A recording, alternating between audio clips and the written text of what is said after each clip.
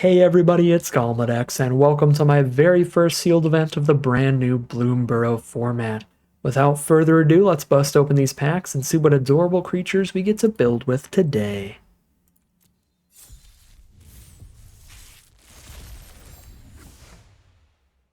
Alright, so we have a lot of overlap here. As you can see, we have 4 green rares, so this Thornvault Forager is going to ramp us up in any deck, and it's going to be able to search our deck for any squirrels, put them into our hand, so that could be very, very strong. We also have the Keen-Eyed Curator, a 2-mana 3/3 no matter what that can potentially turn into a 7/7 trample later. Seems very, very strong. We have 2 Mist Breath Elders. These are the most awkward of our green rares. Our first 2 are definitely going into any green deck that we play, but the Mist Breath Elder here does force you to return other creatures to your hand if you have other creatures on board. So if you don't have pretty cheap creatures that are easy to recast, and ideally cheap creatures that have good enter the battlefield effects, this ability can be a pretty big hindrance, which makes sense considering it would be a 1-mana 2/2 with just a boatload of upside otherwise. So this is the most strict build around. We want a lot of cheap creatures and a lot of cheap creatures with good enter the battlefield effects to go with it, and we have 2 copies of it. So if we do have tons of cheap creatures, many of which have good enter the battlefield effects, then we've got a really good start out of our green. Moving on to red, we have 2 red rares, and they look like they'll play well for just an aggressive green-red deck, which might be where we want to be. The Emberheart Challenger is a 2-mana 2/2 haste prowess with even more upside. Whenever it becomes the target of a spell or ability you control, you can exile the top card of your library, and until end of turn you may play that card. Now that only triggers once per turn, but it's still really good value. There's also the Byway Barterer, a 3-mana 3/3 menace. Decent stat line up front, and whenever you spend 4 or more mana on spells during your turn, you can discard your hand and draw a fresh grip of 2 more cards. 2, I guess, wouldn't count as a full grip of cards, but when you're empty-handed, that's still a lot of fuel, so really good start towards green-red raccoons. That would be the creature type for the color pair, but just green-red beats in general. This is sealed. I can't specifically draft and only play raccoons or anything like that. So we would play in some some mice and some squirrels alongside them, maybe some frogs. That looks like the best spot to be. But we also have some really strong black rares. One, the Season of Loss, which is incredibly flexible, choosing 5 paws worth of these abilities, which is very cute and pretty powerful. And then Zoraline, an incredible build-around rare for a bats-focused deck. So really nice stuff out of black-white. If somehow our green and red commons and uncommons are just horrific, I guess we can go in that direction. So let's look at the whole sealed pool, check how all our colors are looking. I like to take a look at the colorless and multicolored first.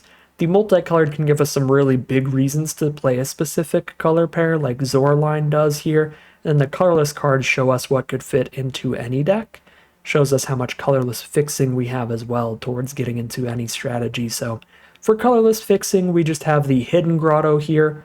If we're low on removal, we also have the colorless removal of the Bumbleflower Sharepot, although that is a lot of mana. 5 mana sorcery speed, destroy 1 thing. Not the greatest. We've got a short bow, which can be good in a Valiant deck. That is the red-white mechanic in the format. Whenever you equip one of your creatures, you are targeting it, so you can trigger your abilities like you see on the Veteran Guardmouse here to get your first strike in your scry for just 1 mana. So pretty nice to move this around and try to trigger all your Valiant cards.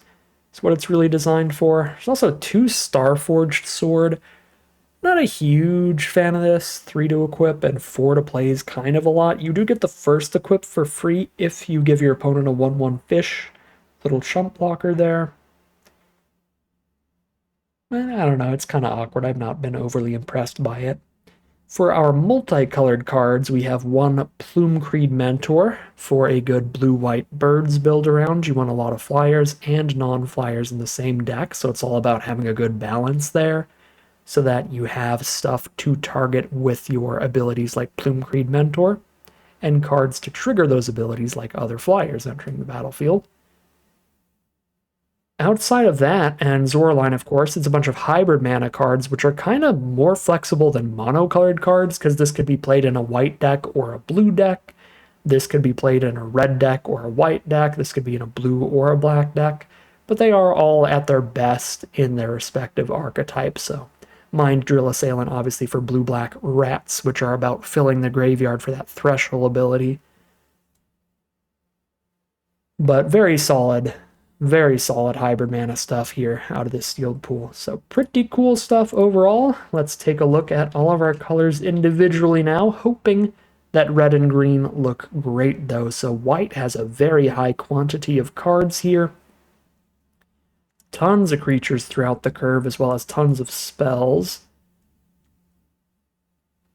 No real great removal here. The only removal spell being the Parting Gust, where we have to give our opponent a fish to use it, which isn't great. But it is instant speed, it is only 2 mana. It's probably not completely unplayable, but I'm not a huge fan of that kind of card. Jolly Gerbils helps it out a little bit.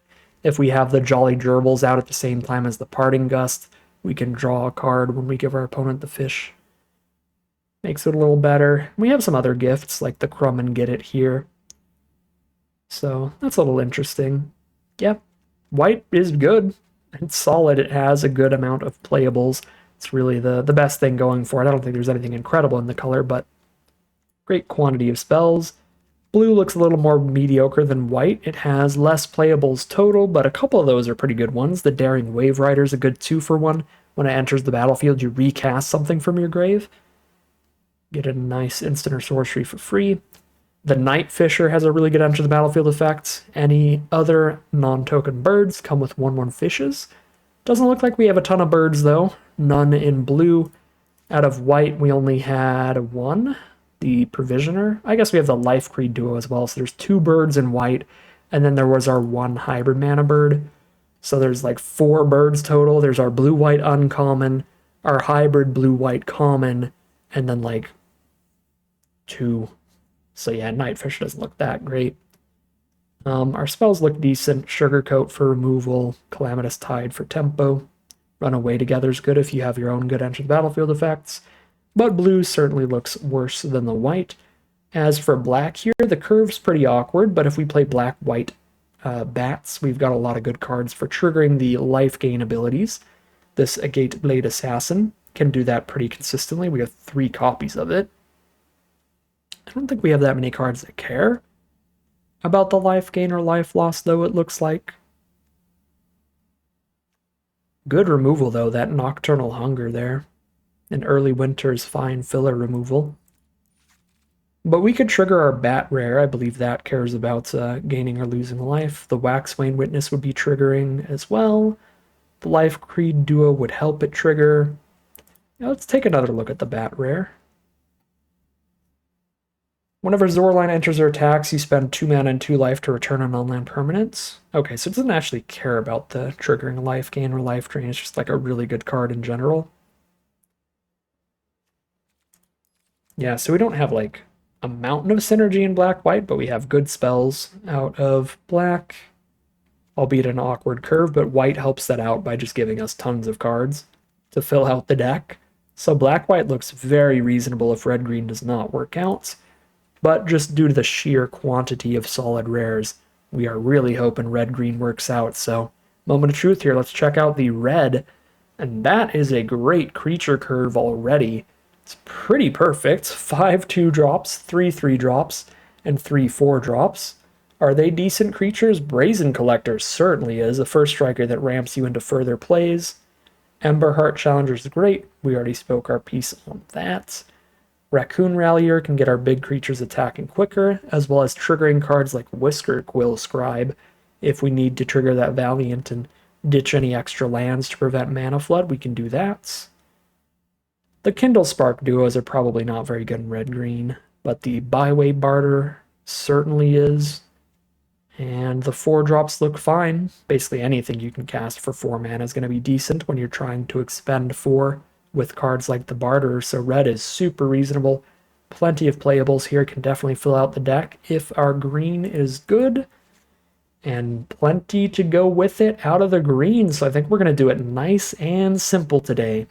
with a green-red build. So first and foremost, it looks like we did hit the Mist Breath Elder synergies we really wanted. We can bounce a 1-drop Sun Shower Druid. That would be perfect with the Mist Breath Elder. Just keep putting it back to our hand and recasting it for only 1 mana. But even recasting Baker's Bane Duo is decent because they always come with a food token. So that's a way to get a little bit around that downside.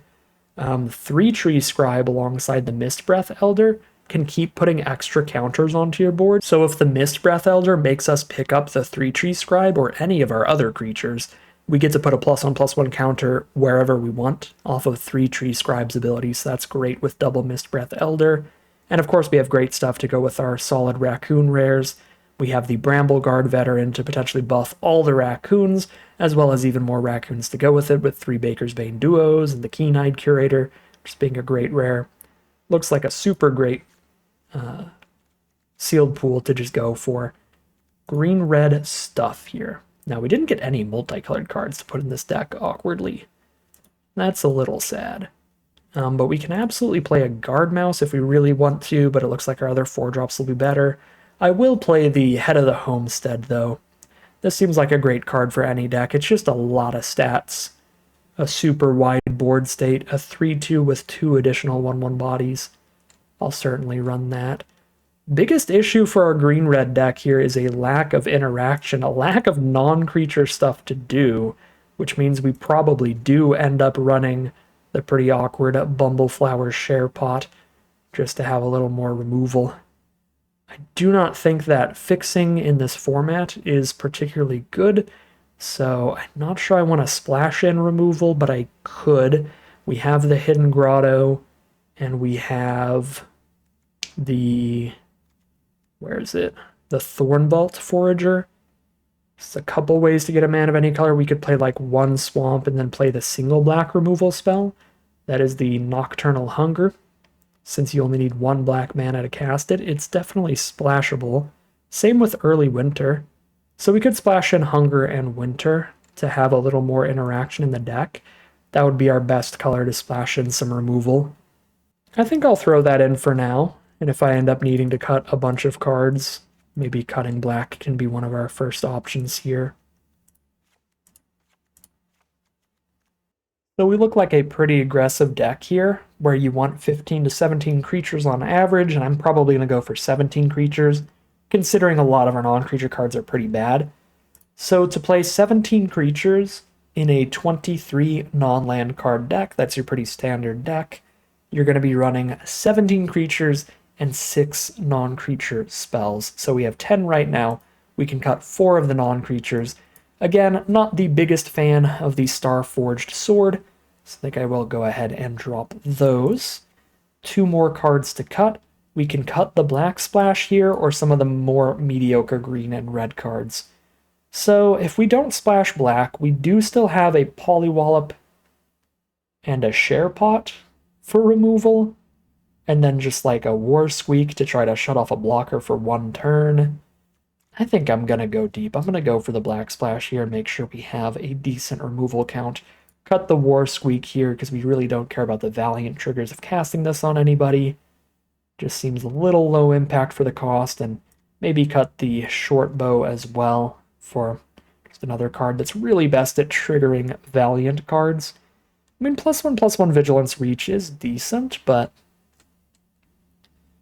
there's some mana to dump into that. The other options are getting rid of a little draw spell, getting rid of a kind of flexible card gives us some main deckable enchantment and flying removal. Maybe Paw Patch formation should be the cut before the Short Bow.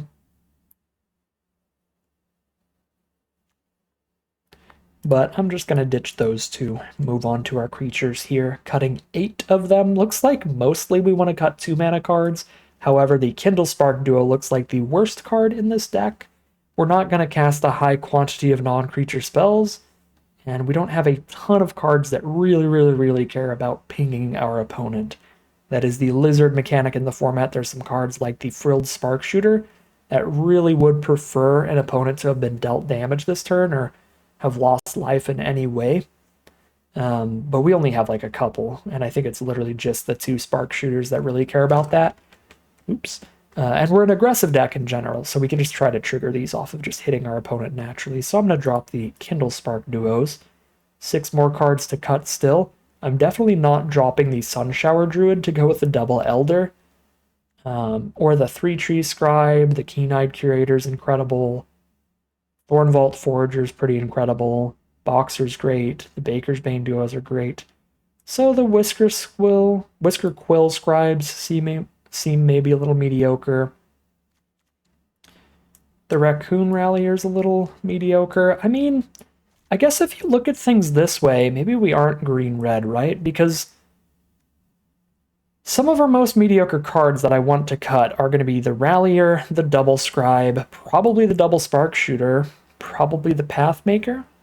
So I'm playing red for Barterer and Emberheart Challenger and Brazen Collector, really. Because the Brew's not the greatest either. If we instead go green-black, do we hit anything that works like really well with our green stuff here? I think our green does look significantly better than our red. So when this enters, choose an opponent. If they lost life this turn, reveal their hand, choose a non-land from it. Otherwise, they just discard a card, period. Well, this is pretty gross with Mist Breath Elder. I guess there's not a lot of cards out of black either, is there? Could go green-white just to have the most options, but we don't actually need a ton of options. Considering we only need 4 more cards here. I guess this is if I keep Nocturnal Hunger and Early Winter in. So we're actually 2 cards deep towards black already. Yeah, so like we can play a Daggerfang duo. This gives us another squirrel to search for with our Thornvault Forager. Also helps the mana curve a little bit. I like the Warlock with the Mist Breath Elder. Seems pretty good. We get to play this Season of Loss. It's pretty flexible. And ideally, this is basically just a board wipe, right? Each player sacks 5 creatures. If you've got good token production, this could be gross too in the right matchup. I guess in the wrong matchup, we play against a rabbit deck and they have their own tokens and just sack those. It seems decent. Hazel's Nocturne also seems decent in sealed slower games where you can get great graveyard recursion value. Yeah, I kind of like this. Gives us a little more flexibility in the non-creature slots. And then deck looks like this. If there's any really mediocre green cards, we can still cut a couple for a couple more mediocre black cards. I guess we could cut the share pot if I want to cut something. What's that creature to non-creature count looking like? 16 creatures, 7 non-creatures. That's still well within the range that we're looking at here. We do want to be deeper into green for our double green cards like Keen-Eyed Curator and Brambleguard Veteran, whereas we don't need 2 black sources until turn 5 for Season of Loss. So I like leaning towards green here with the mana base. We get access to a Mudflat Village by playing black at the core as well. Some graveyard recursion in the late game for one of our squirrels. Seems fine. Yeah, I actually think I like the green-black a little better than the red, and I don't love the splashing around with just a Hidden Grotto and a Thornvault Forager, so I think I'm going to lock it in on green-black here. I'm going to take another look at any green and black we have in the sideboard, as well as any colorless. There is the Starforged Sword, there's the Short Bow. Now that we're playing black, we can play a Mind Drill Assailant. 4 mana 5/5 in the super late game. Until then, you just slow down the game with a 2/5 blocker and surveil to fill your grave. Seems fine. Don't know if I'm more interested in that than what we currently have in the deck.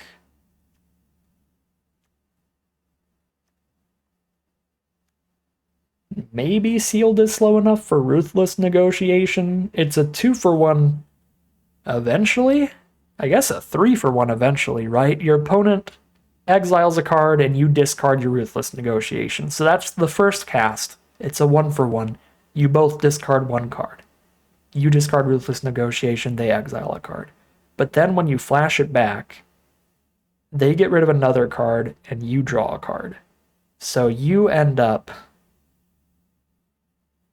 drawing one card, and they end up discarding two. So it's 3 cards worth of value. It's real slow, but sealed tends to be pretty slow. It might be worth toying around with it here, trying it out. I guess the other problem is this deck really doesn't seem that slow, right? With this many 2-mana plays and some 1-mana 2/2s to try to roll out with. I don't know if we're playing a strictly card interactive hand in the late game. Yeah, I mean, maybe it's better than the share pot here, just for this being basically another 5-drop. But I'm just going to stick with that initial build. We'll drop those out of here, drop the Hidden Grotto, go 9-8 split. I kind of want to go 10-7 split. Although this makes Season of Loss pretty hard to cast, because that's the awkward thing about these non-basic lands in the format. They only cast creature spells with their respective color of mana. So you can only get black mana for creatures. You cannot get black mana for Season of Loss out of this, which means we're playing a double black card in a 6 swamp deck if I go 10-7 split, but 2 mana 3/3 really makes me want a very high forest count, plus, you know, all of our 1-drops are green as well. Literally every 1 and 2 mana value card in the deck is green, and our 3 mana value creature here needs double green. I'm going to go 10-7 on it, but we could lose because I'm running Mudflat Village for the Season of Loss. I mean, maybe we just swap this out for a swamp, because honestly, what creatures is it even returning? Squirrels, rats, lizards. Well, that's 6, 7, 8. There's no bats in here, but that's still 8 cards it could target. It can pick up Daggerfang Duo, the Warlock, Treetop Sentries,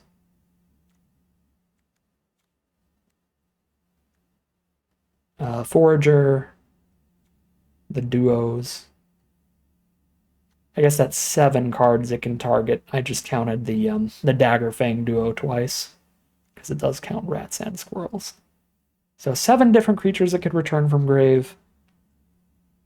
I mean, I've got a Hazel's Nocturne too. I don't know. Could get blown out for running this Mudflat Village, but we'll try it out for now, day 1 of the format. And we'll call it a deck here. Alright, here we are on the play for game 1. Pretty average stuff, but definitely a keep. This hand would be kind of incredible if we hit our 1-mana 2/2 that bounces something every turn, because we have the Druid to go with it and the 3-tree Scribe. A little bit of a tongue twister on that one. I feel like we just curve 1-mana 1/3 into 2-mana 2/3 and start beating down.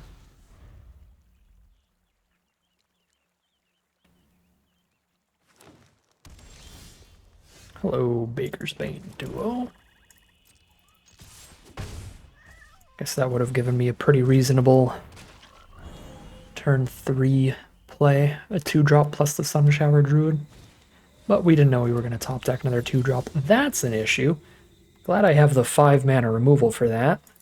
That's going to get a +1/+1 counter whenever they gain life, and when they lose life, it gets Vigilance and Flying until end of turn. So really good with some life gain cards, and there's plenty in the set. That's the black-white bats mechanic, is gaining life and losing life.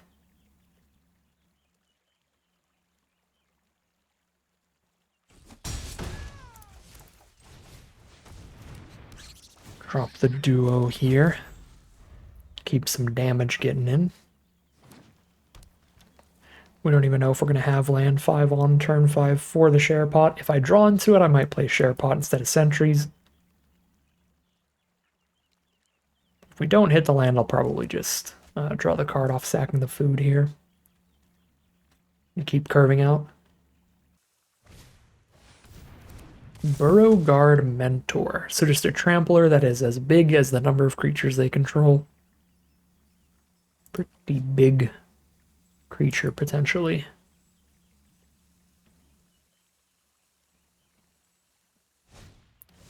Longstalk Brawl. They give me a fish to put a +1/+1 counter on the Mentor and then fight. Pretty good. Okay, we hit a Baker's Bane Duo. So I guess with another 2-drop, that means I can double spell here.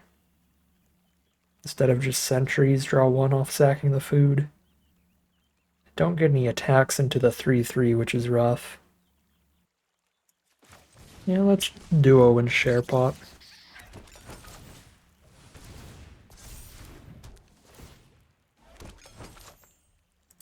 Tons of food to forage with now.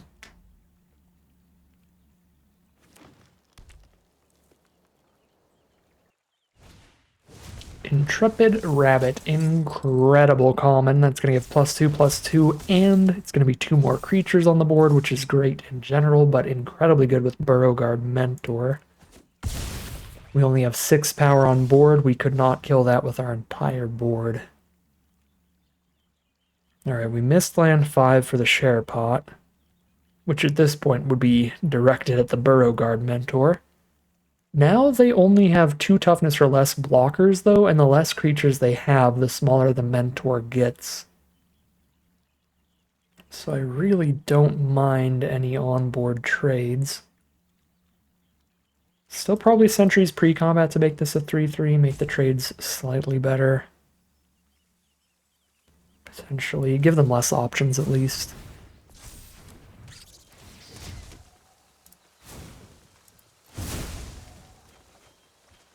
There's the Mist Breath Elder to go with the Sun Shower Druid. Makes me less excited about attacking with the 3-Tree Scribe, but it doesn't bounce things until my upkeep. So it's going to be at least 2 turns before I pick up a single card with that. I don't really think I can wait here. Why am I attacking with the fish? I need to clear some creatures off this board to get this Burrow Guard Mentor smaller immediately. And we did not clear any creatures off the board, which is scary. Nice little sound effect glitch there. So we're going to have to go nice and quiet for a second. Provisioner. Oh my god, this is gross. We're just 100% on land or bust now. We have to kill this Mentor. Trample makes no blocks good. There we go.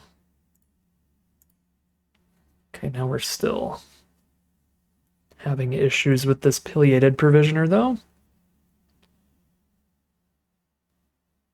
There's the Banishing Light for the Sentries. At least Scribe gets a counter this way, but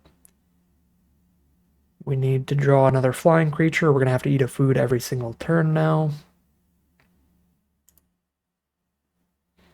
Elder's going to be picking up these two, so I don't want to put the counters there. No! Another flyer from our opponents. And there you have it. Not a reach creature. They're threatening 6 damage in the sky, so I have to eat 2 food to survive. I guess the game technically isn't over yet, because I can eat 2 food and then stay at 2 life. 2, 3, 4, 5, 6. Need 3 blockers on the ground. Guess we send in a 3/3. Oh, they can even just trade into the Jackdaw Savior and bring back their Trampler. I forgot about its bonus text. When it dies, they reanimate a non-flyer from their grave with less mana value, which would be pretty gross.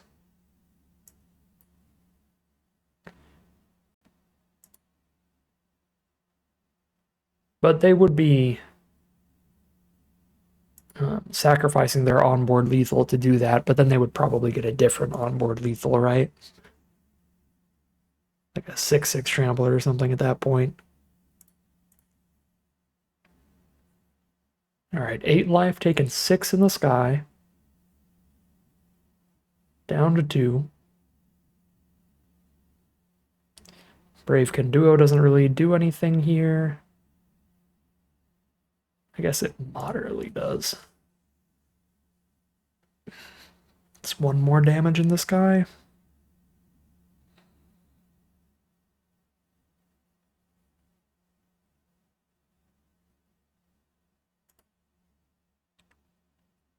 Top deck Swamp does not do it. I can go to 6 life and take 7 in the sky, because I can gain 1 from Druid and 3 from a food.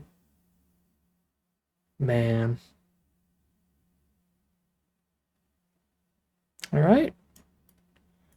A bummer to start it off.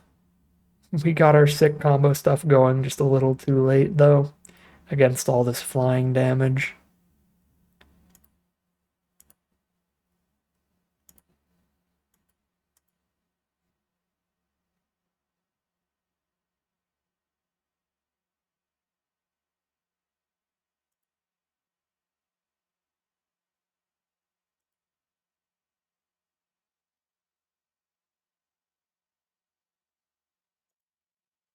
I'm just going to concede here. They have onboard lethal. Oh my god.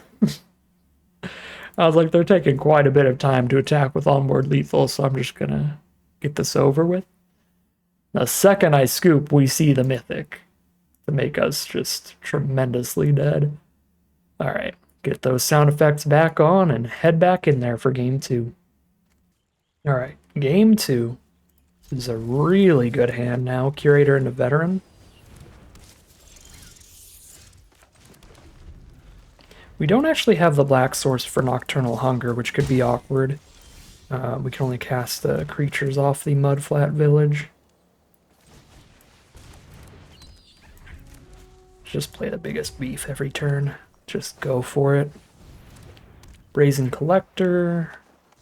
No attacks into Curator. Here's Veteran. Could double block here. Really don't mind.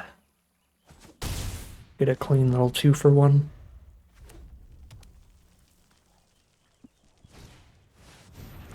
Ooh, this card is not okay.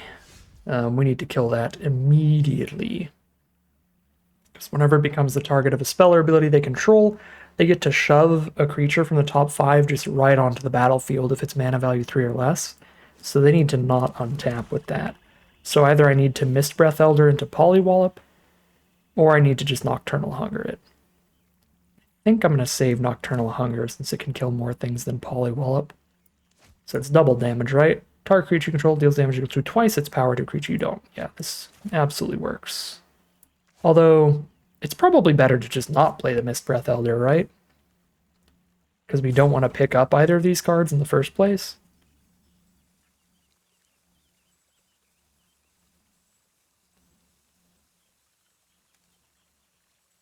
Yep. Let's just Polywallop, and we're going to do it right now so we get the Vigilance.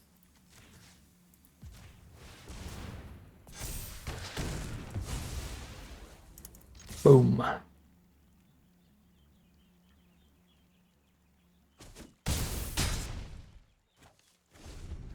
Pretty incredible turn.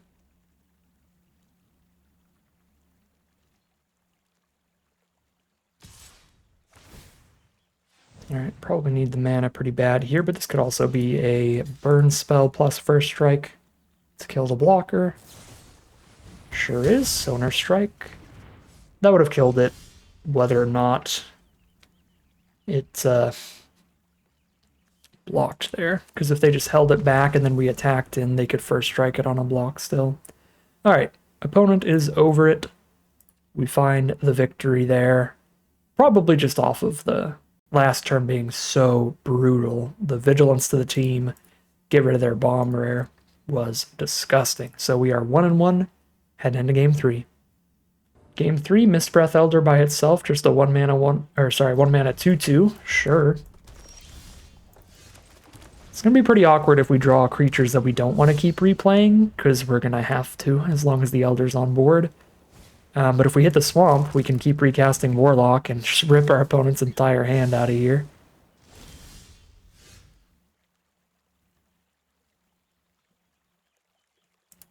There we go. Decline. Flyer enchantment or draw a card, make a food. Probably have to draw the card here just to cycle closer to a black source. Because otherwise we're not doing anything else till turn 5. But if they play a good flyer, we'll kill that instead. But they've got 1 turn to play a good flyer. Okay, they're not playing a good flyer. Give me the swamp. It's not a swamp. What about this? Also not a swamp. That's a double black card. Alright, Arena has chosen defeat for us, I guess. This was the really pivotal turn. We'd be in an incredible position with a black source and a terrible one without. So a terrible position it is. Are they going to trade the whole carrot cake into the Elder? I'm pretty fine with this. Considering a lot of our creatures are actually just pretty awkward with Mist Breath Elder.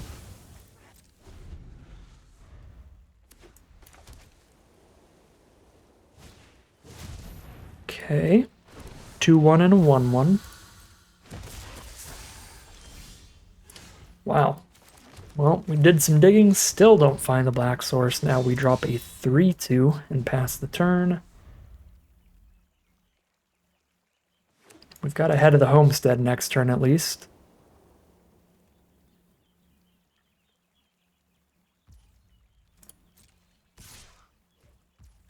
Down to 18. How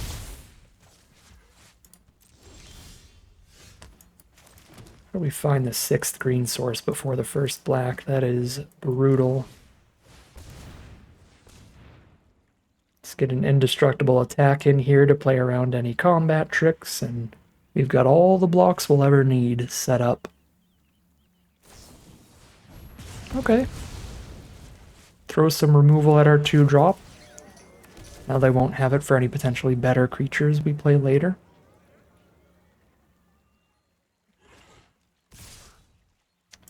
We'll happily trade some tokens into those. Well, have to spend 2 combat tricks to ruin my day here. Well, that's 2 combat tricks off 1 card. And the day isn't really that ruined. Still trade our whole rabbit. Forest 7 before black source once. Arena's really got jokes today. I was going to say, we still basically trade the head of the homestead for the steam path charger, because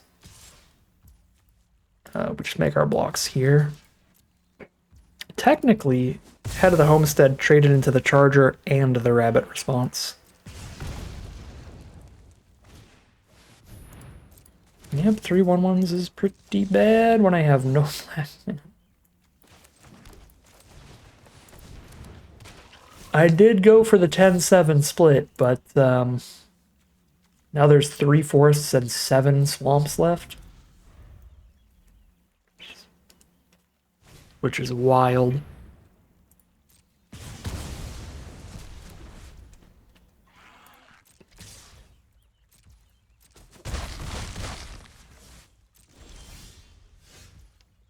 It's a big draw.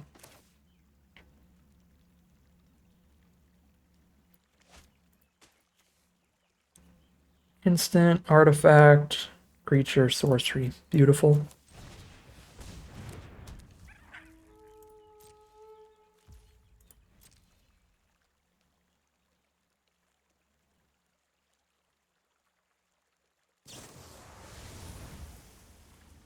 Well, I guess I get a fish.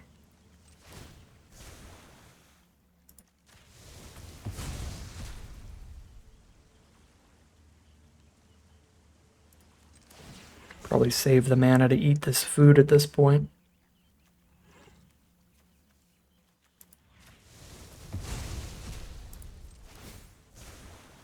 I'm going to leave the artifact in there for more fuel. Well, I guess it doesn't matter. It's not like we have 2 curators. Yeah, I don't know. Just exile 3 cards so I have food mana, just in case. Yeah, they did exile this, so it doesn't matter. I was gonna say, like, because we've got graveyard recursion and stuff, if we wanted to try to get another curator to big enough, but we only have 1 curator and we can't bring it back from exile. Charger's not great for me. That is still only 5 creatures if I get double black, I guess.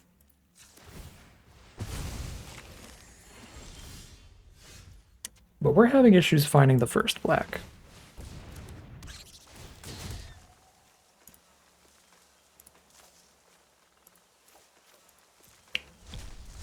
Head of the Homestead's definitely the best for graveyard recursion. Find another black card.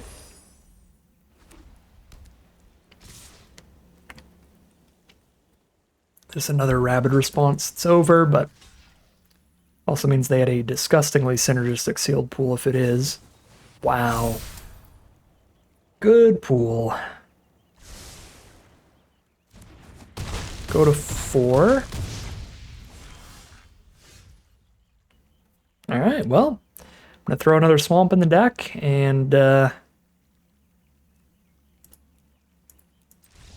we'll draw nothing but black sources next game.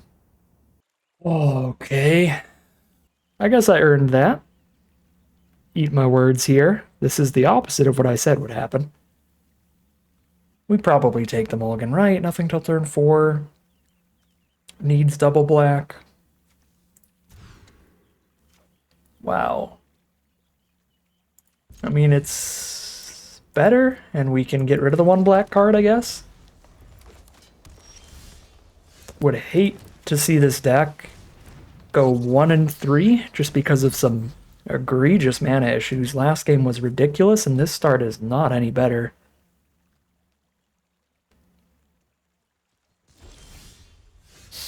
Man.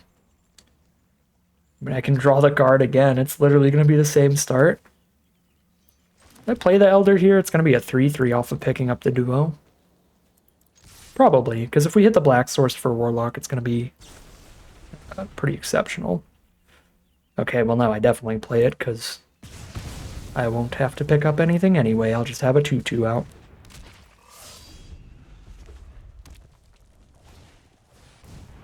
Haster.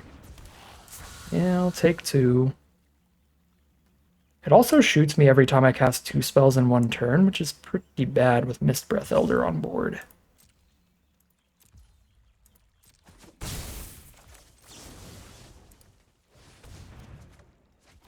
Another green card. Man. So we're foraging. But then I'm going to have to pick up the sentries to the Elder. On the plus side, I'll get to draw another card off of it. We did it! I knew I put swamps in here somewhere. Let's just hope it's not too late.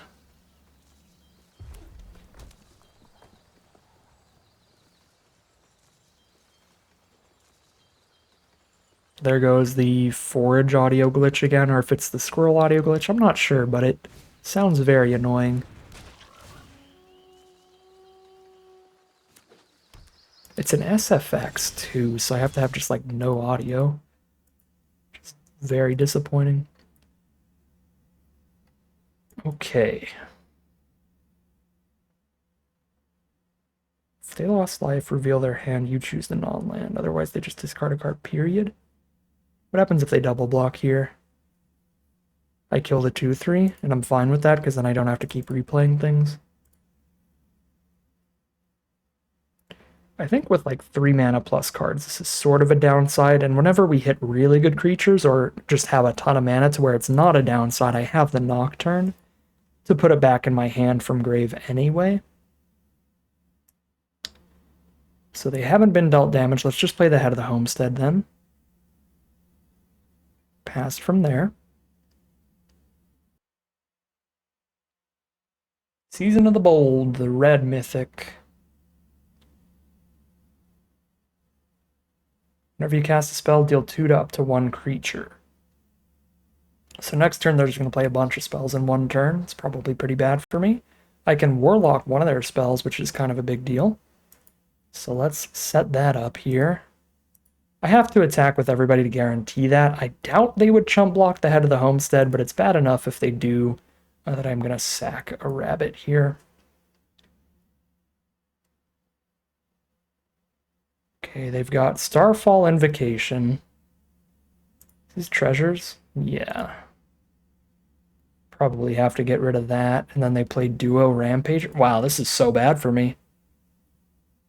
So if I get rid of the board wipe, they can just play these 2 and blow up 2 of my creatures when they cast them. But if I don't get rid of the board wipe, they can just board wipe me and then have those 2 left. I've got the Nocturne here. Just gonna get rid of the biggest creature because they're basically gonna one-sided board wipe me anyway. That's a nightmare.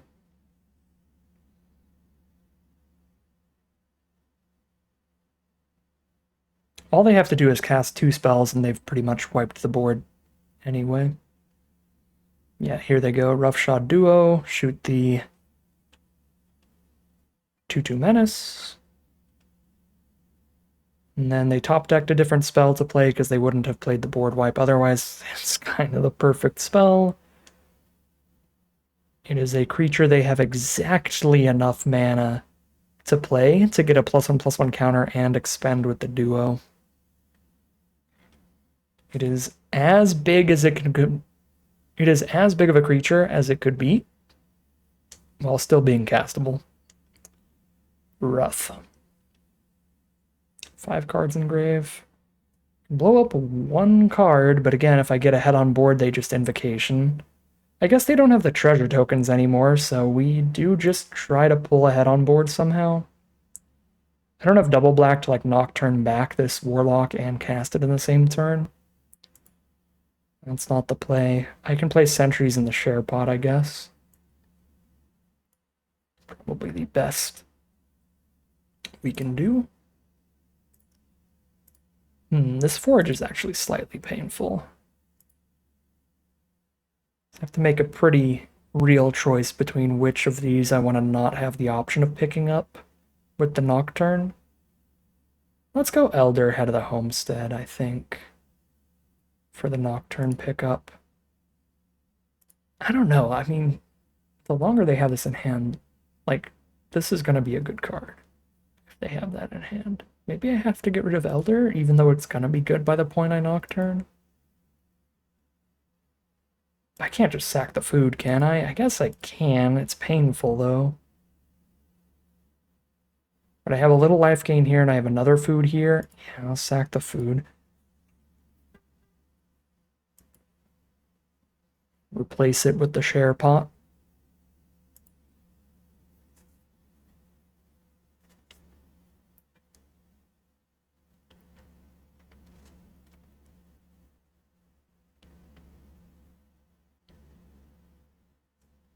Alright, we can double block the 4/3 and they kill our 2/4. We take 3 in the sky. We can bounce off the 3/4 if they don't have anything here. So they don't have great attacks. If they have an instant speed, mana value 4 card off of the draw, that would have been really bad for me.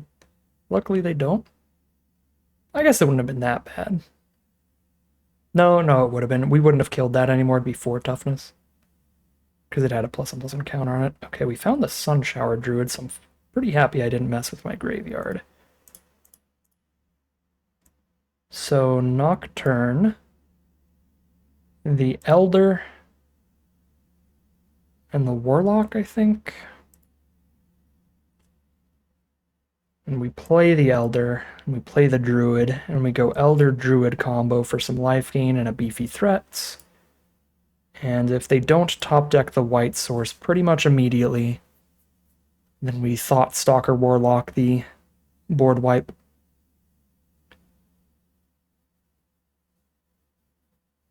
Plus I can just make them discard a card every single turn off the Warlock. It's an option as well. Okay. Let's guarantee good attacks here where we get damage in. So I get to choose what they discard. Ka-ching.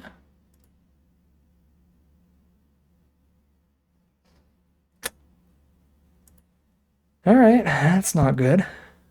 But if they don't chump... Actually, even if they do chump now, they lose their board wipe.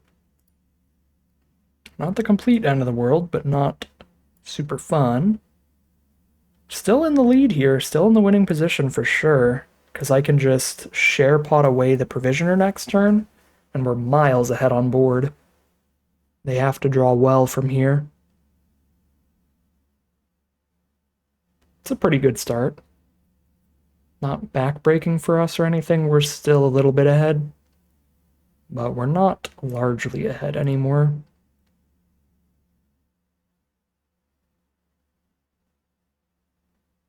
Yeah. Just a tiny bit ahead on board. Because the 0-2 basically doesn't affect the board at all. So basically, we're one creature up. Don't really have attacks. I mean, they can double block, kill a 3-4, that's bad. They can double block, kill the menace with a 1-2, that's bad. Block that for free. Let's see any combination of attacks that look good here. Alright, Mana Dork's not a good draw, so we're happy to see that from our opponent. Forager.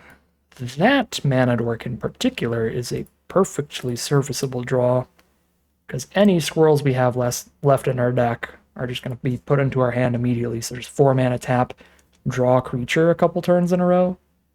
Ooh, Mudflat Village as well is pretty good. Bat, Lizard, Rat, or Squirrel. There's a squirrel. There's a squirrel. We pick up a Treetop Sentries from grave with that.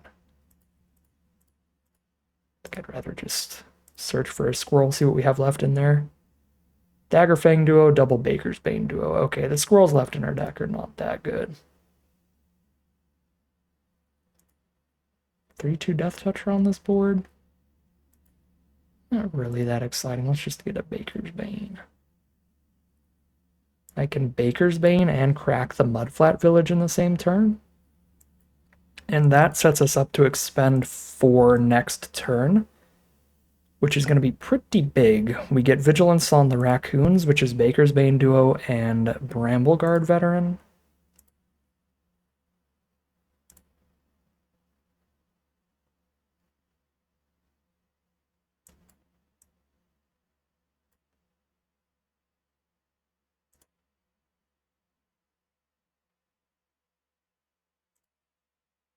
Instant, land, submit.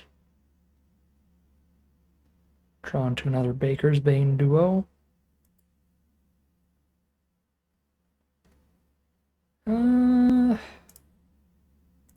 Send these in, right? They do have 5 power if they triple block this. Make it pretty hard for them to do that. And I'll chump attack with the rabbit too. There's only one creature that can single-handedly kill it, and that's the Tree Guard duo, and that would keep the Tree Guard duo from blocking somewhere where it's killing something more important. We're 1 mana off from playing this duo and putting the other one in our hand with the Forager. What are these blocking? The Menace? Yeah, you got it. Alright, they're down to 2. I think I'm just putting another one in my hand here. We're already at well over lethal on board, so just in case they opened like 2 of the board wipe. But they did not. That is the concession from our opponent, and we are now 2-2. Alright, this is our best hand yet, I think. Best hand in the last 3 games for sure. I should have played a forest. We have a double green 2-drop in the deck we could have drawn into, but we didn't. Never punished. No, they do have the cheap removal for Forager, sad day. Oh, they don't. They're just drawing a card and trying to find the cheap removal.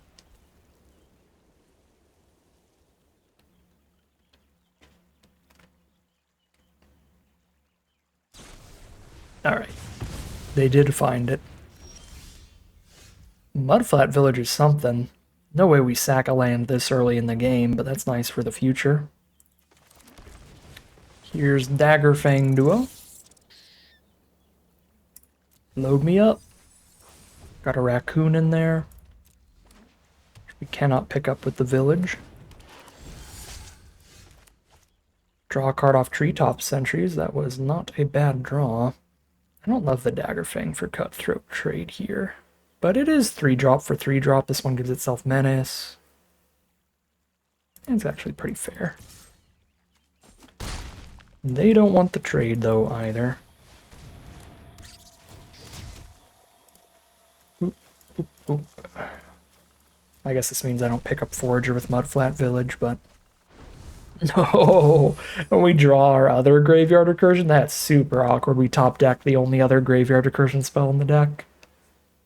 The raccoon thing, we can exile cards from our opponent's grave and still be happy with it, but Hazel's Nocturne, we need our own grave to be full. So that was a pretty awkward hit.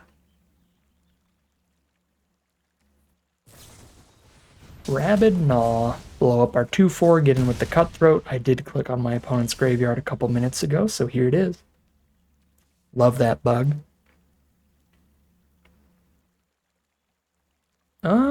I'm just going to keep playing to the board. That's going to give us more fuel for Hazel's Nocturne as they keep spending removal.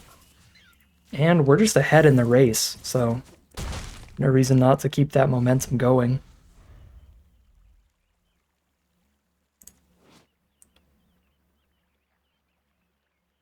I guess the triple paw ability on Season of Loss could have been pretty good if we didn't forge our grave away, but I was just going to be using the first couple.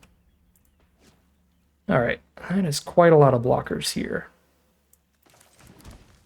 Now it would be interesting to start considering Season of Loss. 1, 2, 3, each player sacks 3 creatures. 1, 2, we draw 2 cards. That feels really far ahead, right?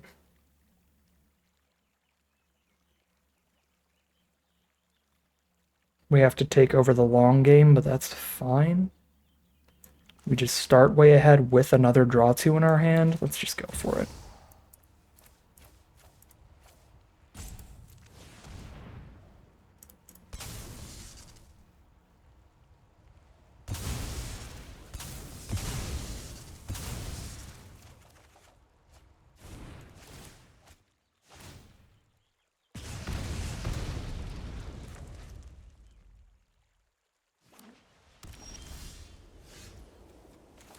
Share pot if anything scary pops up. 3 mana after Nocturne. Could replay a Dagger Fang, I guess. But I'm picking up something bigger. Let's play the duo and then Nocturne at instant speed. And now I have the food on board, so if I want to play the Forager next turn, I can immediately draw the card off of it, keeping my cards in graveyard.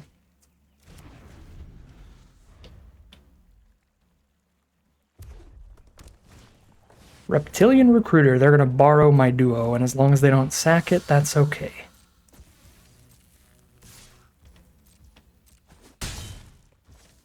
They don't sack it. Oops, I forgot to do my end step thing. That was obviously wrong. I just started hitting the spacebar, and bad things happen when I do that. Okay, 4/2 Trample. Trample might be a scary enough ability to just clear this off the board, but I think I'm just gonna do a little foraging here.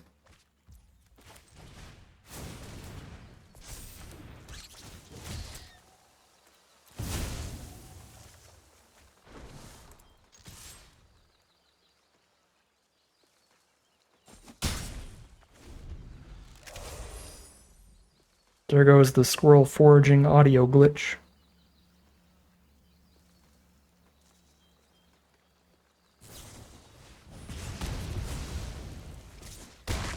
Rabid Gnaws down to 7.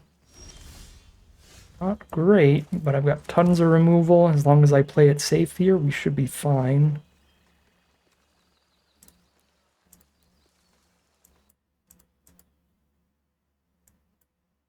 Just gonna not draft any squirrel decks until that audio glitch is fixed. Do a pretty efficient turn here, but then if they have instant speed removal on Baker's Bane Duo, that's incredibly bad for us. Because then the Recruiter's still on board. Could also have the Indestructible trick on Recruiter. Might just be on Exile it here. Maybe 3 up, I'm 1 off from doing that and Nocturning. Can Polywall up and Nocturne, but again, if they have instant speed removal, that's super bad. Let's test the waters here and see if they kill this on attacks. If they don't, I'll go for it. Alright. Let's go for it then. Cool. I guess I could have gotten 1 more damage in, but just trying to make sure they didn't blow it up before my Polywallop resolves. Oh. God, that card is good. Mabel comes with an equipment that gives +1/+1 vigilance to trample haste. They can just slap it right onto her, get a bunch of damage in, and even if I kill her, they get the equipment still to grind out a ton of damage. We're down to 3 here.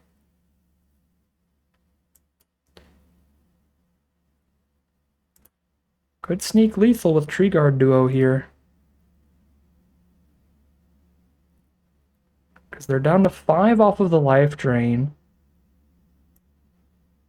I guess I needed to top deck a land to do that. If I top decked a land, I could then exile Mabel and cast Tree Guard Duo, and that would be exactly 5 damage. Baker's Bane Duo getting +1/+1 from itself, +2 from the Tree Guard Duo, but we didn't top deck the land.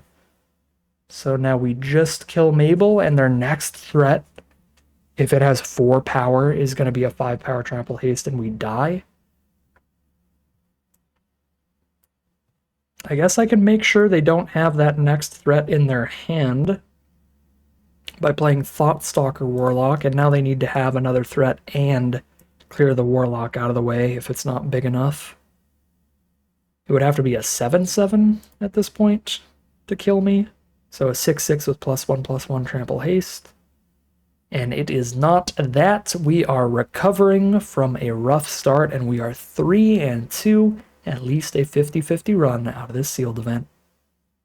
Game 6, let's go. Let's curve in there. This is a gross curve on the play. Bark Knuckle Boxer into Thoughtstalker Warlock into Tree Guard Duo. It's going to be putting a lot of damage in my opponent's face and ripping out their best defensive play.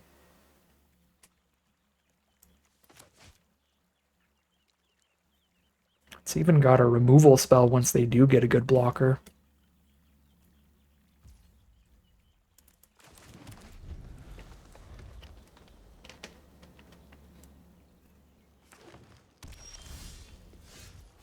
There we are hitting our lands on curve. Love to see it. We get to play Thoughtstalker Warlock next turn, at least. Even if we don't make it to Tree Guard Duo turn 4. Ideally, we get to do both. 3-tree mascot. Alright, the trade here is not particularly good, which makes things a little awkward. I'm probably still supposed to curve out, because there's no way I'm supposed to Nocturnal Hunger the mascot.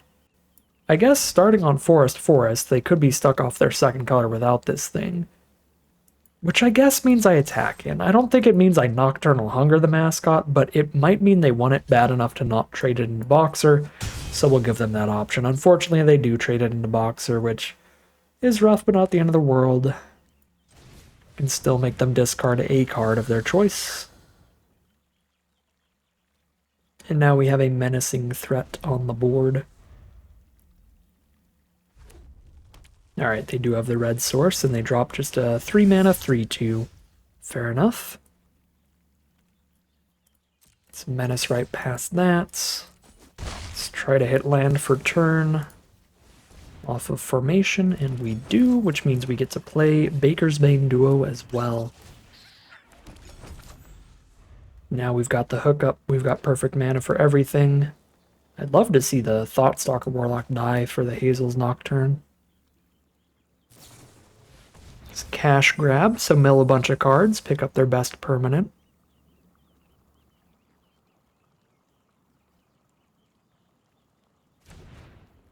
The 2/1 that pings us when it dies, or they can play it as a 2/1 and a 1/1 for 4 mana.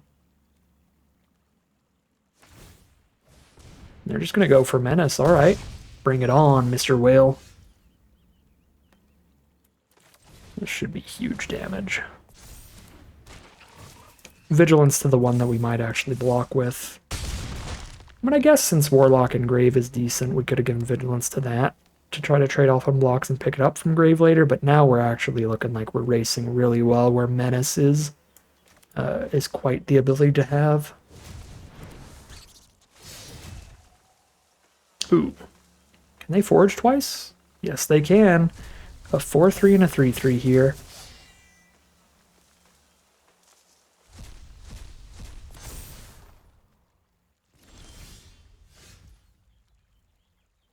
Okay.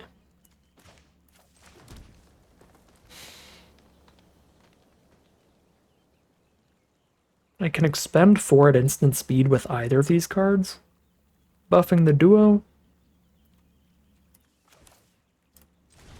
Make sure the Warlock's 3 power, attacking into all these 3 toughness cards. And then just see what's up here. I guess I don't have good creatures to pick up with Nocturne until after trades happen here. Yeah, that's actually kind of awkward for the expend against the 3/3s. Although if they don't block with Cutthroat, then it works perfectly fine. Because then I actually do have a target for Nocturnal Hunger. Yeah, let's go. Let's do it.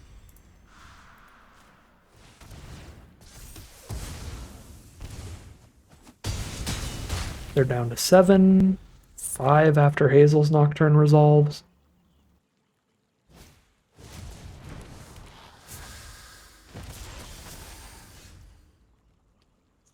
Tree Scribe. Not insane on this board. If I Nocturne, I'm not casting anything in the same turn that I play it right now.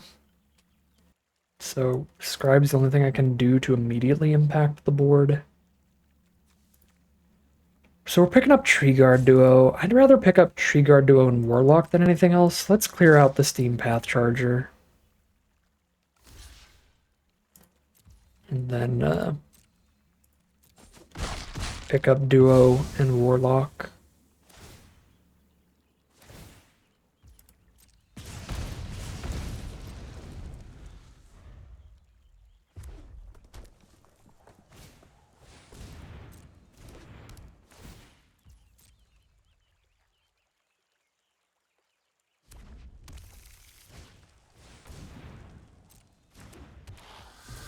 Makes basically all of their important creature type creatures do 1 extra damage.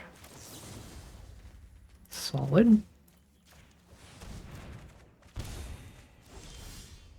Discard the last card in their hand. Boop. And ready to start menacing in for 2 a turn. They do have a food. They're going to be up to 8. Thin a land of the deck. This is a Frog Rabbit. Nice. So Polywallop's going to cost 1 mana next turn. Could actually be massive. I can't make it cost less than 1 by playing both of these, so if I want a Polywallop, I have to only play the duo.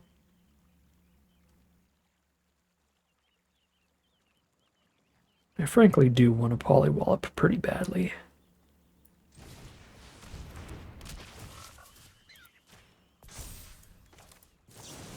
Force a chump block.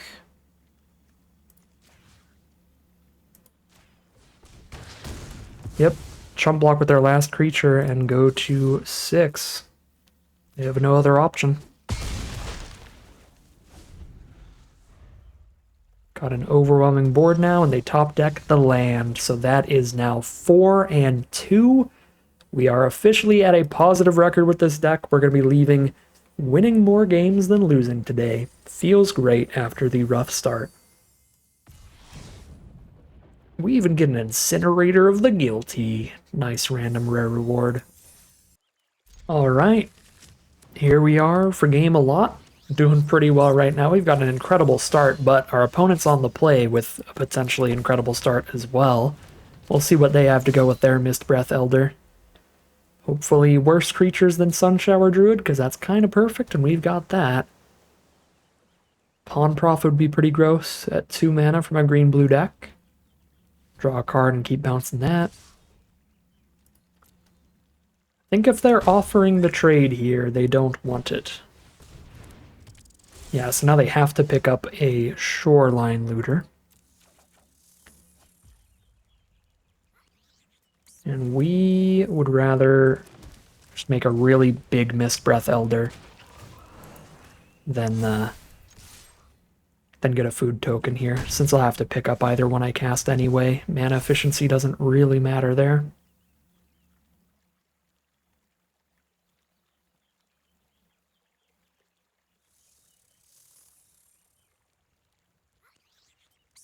No blocks for sure. Oh, they don't even play a creature. All right. They might have a combat trick they're trying to use on blocks. It'd be a little sad.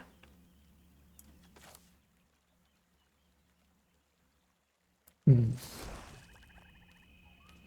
I mean, they know that we could have made this a 5/5. So if it's a combat trick, it's something good enough to beat a 5/5 anyway. It's probably the +3/+3 hexproof indestructible, which would be pretty bad for us at any point. They chose not to cast the looter.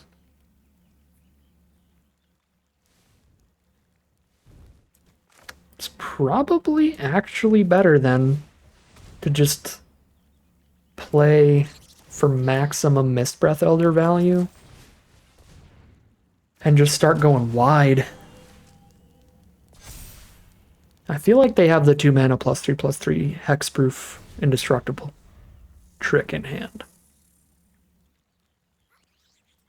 And even if they don't, it's just playing a little slow, but it'll set up well. Yeah, and if they tap out, that's when we can just be like, okay, let's just attack. Cool. Now I get to Brambleguard Veteran, then play the 1-drop for the 4th mana that has been expended. Yeah, that's just game. That's so gross. We're going to be attacking with 2 5/5s this turn. Because that's going to have 2 +1/+1 counters on it. This is actually going to be a 6/6. It's going to have 2 +1/+1 counters on it, +1/+1 till end of turn, and +1/+1 vigilance till end of turn. So a 5/5 and a 6/6 coming in hot. Ooh. Alright, incredible Mist Breath Elder combos with that Sun Shower Druid. And our opponent was unfortunately just stuck on 2 lands. So, nice little victory there, and we are now 5-2. But sealed is pretty low when it comes to the payout because you're getting 9 packs no matter what, the 6 packs that you build with, and the 3 victory packs. So, you don't really get your gems back unless you do really, really well. We're going to have to win another game to get all of our gems back and be truly in the money here if you don't care about building your collection. But if you do care about building your collection, 5-2 in a sealed run still does a pretty good job. 9 packs basically for 400 gems is what we've paid here, which is much cheaper than it would be in the store. All right, here we are for game 8. We're 5-2 right now. Solid record no matter what happens, but we've got a solid start here. Only 1 creature in the hand, but pretty good creature.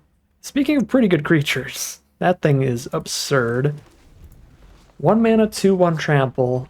If we target any of their creatures with anything, we put a +1/+1 counter on the rest of their board, and they're just gonna go 1 mana, 2/1 into 2 mana, 2/3 that gives the whole board +1/+1. Well, it was nice playing with you, opponent. I think I'm out of here.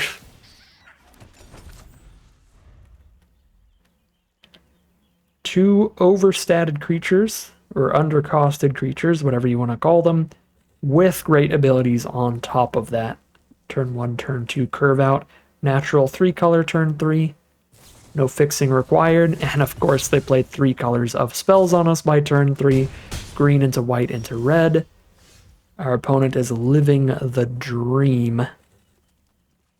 Again, if I kill either of their creatures, I'm putting counters on the other one.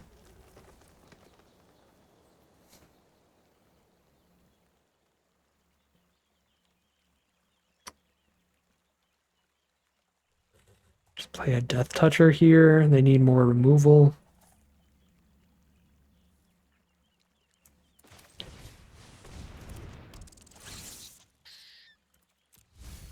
Fill the grave for Treetop Sentry's Forge, so we might be able to actually eat the food. That's pretty good. It's another one of the quest color creature types, so it's a 2/3 flyer for 2. And scries 1 on the ETB. War Squeak for haste, and I can't block anything this turn. Awesome. Very interactive game of Magic today. And that is dead no matter what I play. I guess theoretically, if they have absolutely nothing in their hand, our only play that lives is to just play Treetop Sentries. Right? Because if I Nocturnal Hunger or Polywallop anything here, I guess again, we technically... No, I'm at 3. Yeah, no, the only way to live is to play Treetop Sentries and block everything but Quest Caller. If I use either removal spell on any of these creatures, they're going to have 2/3 power creatures left. Well, no, right? Because if I kill Quest Caller, Recruit is a 2/1, and this is a 2/3. It puts a +1/+1 counter on one of the other two, not both of them. Yeah, so they'll have a 3/2 and a 2/3. And then I can block the 3/2. I guess because of the trample, though, right? If I kill Quest Caller, they just put a counter on the Paw Patch Recruit and trample over my 2 toughness blocker. So Nocturnal Hunger, Polyp Wallowing, the Quest Caller does not work. Doing it on the Recruiter does not work, then I just die in the sky. Doing it on the Duo does not work. Just buff the Trampler. Yeah, the only play that has a tiny chance is to just play a Reach 2/4, and they have to have nothing in their hand, but I'm pretty sure they scried to the top, so they're going to have something.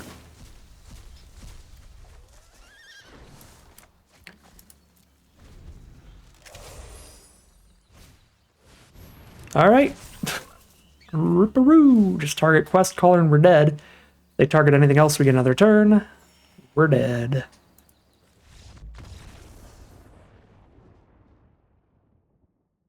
Absolutely unstoppable 1-drop rare, 2-drop rare curve from our opponent into all the follow through in the world. Shut off blockers, kill blockers, evasive threats, and the gigantic swing from Tree Guard Duo. Pretty unbeatable hand from our opponent. I don't feel too bad about losing that game. I highly doubt most decks would win that. Our only shot there was... I guess even if we had our board wipe, we wouldn't get there, right? Because we didn't have 5 mana by the time we died. Good lord. If we did have 5 mana by the time we died and I misremembered, then I guess had we top decked a Season of Loss, we had a shot there. But I'm pretty sure we died with only 4 mana on board even. Gross. Alright, well, incredible deck from our opponent is going to keep us away from getting all of our gems back, but 5-3, still a great record for our first time in the Bloomburrow sealed format.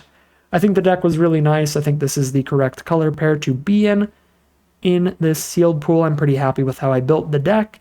We just had some awkward games. A couple of our losses being super rough mana, if I remember correctly. At least one of them for sure was like we got literally halfway through our deck without finding a black source. So that was pretty brutal. And then obviously the last loss as well. Not a lot we could do, just some variance there. An incredible deck from our opponent. So yeah, pretty fun time, pretty good deck. Doesn't quite make it to the 7-win run, but I think it could with a little better luck. So not a bad run at all at 5-3. But that is going to end today's video. As always, I'd like to thank my patrons and YouTube members for their support, as well as you for watching the video. If you enjoyed it and you're interested in seeing some more, you can always like, comment, and subscribe to tell the YouTube algorithm to send you some more in your recommended feed. If you'd like to catch me live, you can check out the Twitch channel in the link in the description below. If you'd like to support the channel directly, you can check out the Patreon link in the description below. But other than that, as always, thank you very much for watching, and I'll see you again soon for some more Magic Arena.